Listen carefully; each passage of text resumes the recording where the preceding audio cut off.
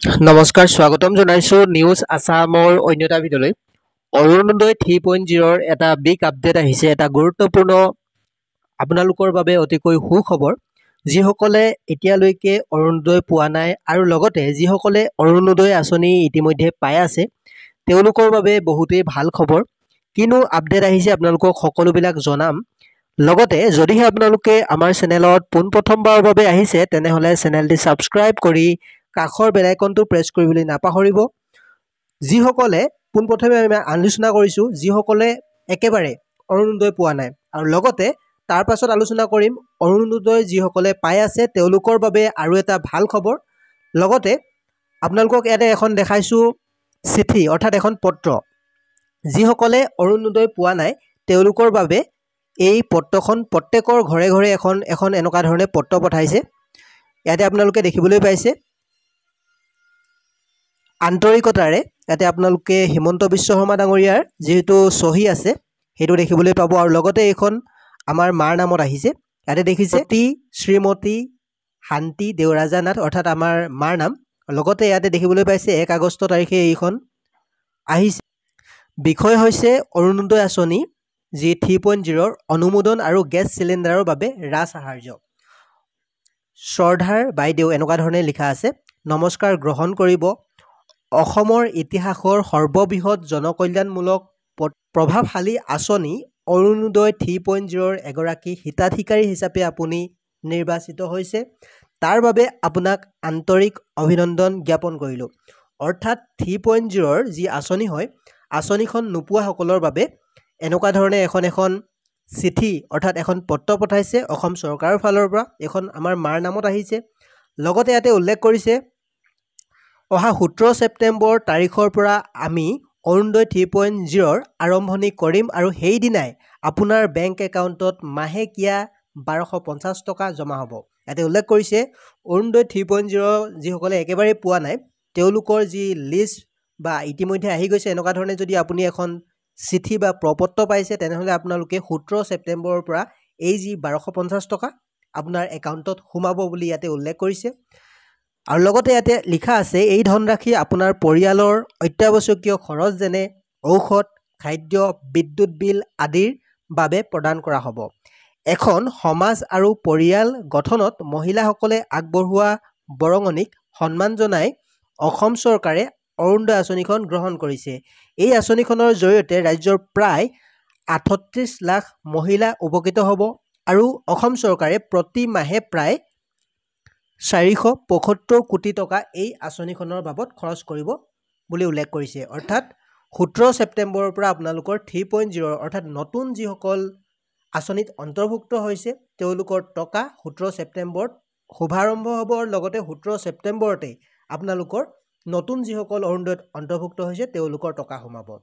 আৰু তাৰপিছত উল্লেখ আছে মই আপোনাক জনাবলৈ পাই আনন্দিত হৈছোঁ যে 2026 চনৰ 1 জানুৱাৰীৰ পৰা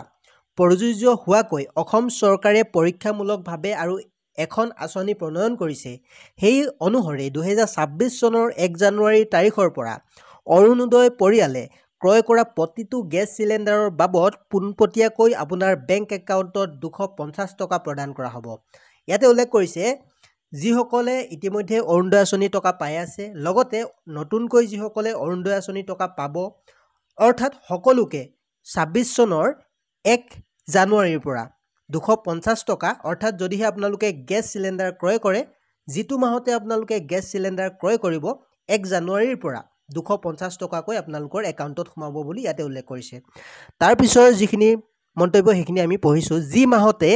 আপুনি নতুন গেছ চিলিণ্ডাৰ ক্ৰয় কৰিব সেই মাহতে আপোনাৰ বেংক একাউণ্টলৈ 250 টকা ৰাজসাহাৰ্য প্ৰেৰণ কৰা হ'ব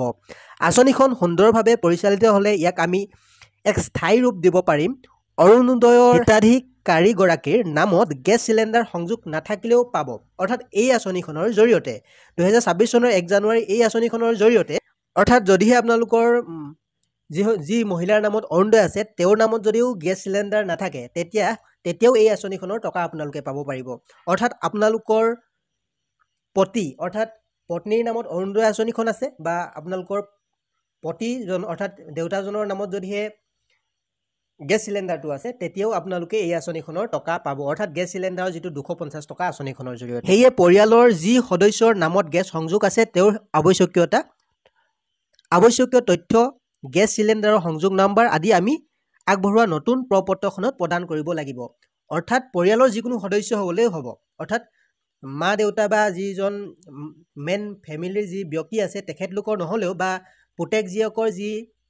গেছ চিলিণ্ডাৰ আছে তেওঁলোকৰ নামত থাকিলেও এই যি আঁচনি 250 টকাটো আপোনালোকে পাব পাৰিব বুলি ইয়াতে উল্লেখ কৰিছে লগতে এই প্ৰপত্ৰখনৰ লগতে এখন ফৰ্ম তেওঁলোকে প্ৰদান কৰিছে আপোনালোকে একেবাৰে শেষৰ যিটো লাইন দেখিবলৈ পাইছে পুনৰ এবাৰ অৰুণোদয় 3.0ৰ হিতাধিকাৰী হিচাপে অৰুণোদয় পৰিয়ালৰ আপোনাক স্বাগতম জনাইছোঁ আপোনাৰ সুস্বাস্থ্য সুখ আৰু সমৃদ্ধি কামনা কৰিলোঁ এনেকুৱা ধৰণে উল্লেখ কৰিছে এইখন আমাৰ মাৰ নামত আহিছে আপোনালোকৰো নামত এনেকুৱা ধৰণে এখন চিঠি বা প্ৰপত্ৰ আহিব আপোনালোকে যদিহে 3.0ৰ বাবে আপোনালোকে আবেদন কৰিছিলে ইয়াতে আপোনালোকৰ নেম আহিব place GP block LIC district সকলোবিলাক আপোনালোকৰ এড্ৰেছৰ সৈতে এনেকুৱা ধৰণে দি পঠাইছে তাৰ পৰা এই যিখন আপোনালোকৰ পত্ৰ বা এইখন যিখন আপোনালোকলৈ চিঠি এনেকুৱা ধৰণে আপোনালোকৰ মেম্বাৰ বা যিসকল বিজেপিৰ মুৰব্বী হয় তেওঁলোকে এখন আপোনালোকৰ ঘৰত দি যাব বা আপোনালোকক সকলো কথা বুজাই ক'ব কেনেকুৱা ধৰণে এই আঁচনিখনৰ জৰিয়তে আপোনালোকে 3.0ৰ 17 ছেপ্টেম্বৰ যিসকলে নতুনকৈ আঁচনিখনৰ জৰিয়তে পইচা পাব সকলো বুজাই দিব আৰু লগতে আপোনালোকৰ 250 টকা যিহেতু 26 জানুৱাৰীৰ পৰা পাব 26 চনৰ জানুৱাৰী মাহৰ পৰা যিটো 250 টকা পাব সেই আঁচনিখনৰ বাবে আপোনালোকে জমা দিব লাগিব ৰেচন কাৰ্ডৰ নাম্বাৰ লগতে আধাৰ কাৰ্ড যাৰ নামত চিলিণ্ডাৰটো আছে তেওঁলোকৰ যি আধাৰ কাৰ্ড আৰু লগতে আধাৰ কাৰ্ড আৰু গেছ চিলিণ্ডাৰৰ যিখন কাৰ্ড হয় সেইখন দিলে আপোনালোকৰ মেম্বাৰ বা যি মুৰব্বী হয় তেওঁলোকে আপোনালোকৰ সেই ফৰ্মখন ফিল আপ কৰি জমা দি দিব আপোনালোকে মাত্ৰ ৰেচন কাৰ্ডৰ নাম্বাৰ বা জেৰক্স কপি আৰু লগতে আপোনালোকৰ আধাৰ কাৰ্ডৰ জেৰক্স কপি জমা দিলেই আপোনালোকে এই আঁচনি টকা পাব আপোনালোকে কোনো ধৰণৰ টেনশ্যন ল'ব দৰকাৰ নাই আপোনালোকে ঘৰতে থাকক এইখন আপোনালোকৰ প্ৰপত্ৰ পাই যাব যদিহে আপোনালোকে অৰুণোদয় আঁচনিৰ 3.0ৰ আবেদন কৰিছিলে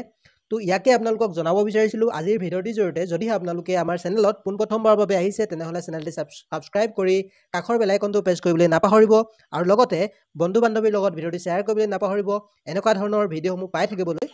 আপুনি যদি অসমৰ যিকোনো চাকৰিৰ খবৰ পাব বিচাৰে তেনেহ'লে গুগলত ছাৰ্চ কৰিব assampro.com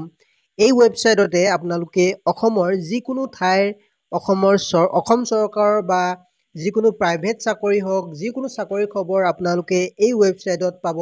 গুগলত ছাৰ্চ কৰিব assampro.com নতুবা আপোনালোকে হোৱাটছআপ গ্ৰুপৰ জৰিয়তে এই চাকৰিৰ খবৰসমূহ পাব পাৰিব ডেছক্ৰিপশ্যনত দিয়া লিংকত ক্লিক কৰিলে আমাৰ হোৱাটছআপ চেনেলৰ লিংকটো পাব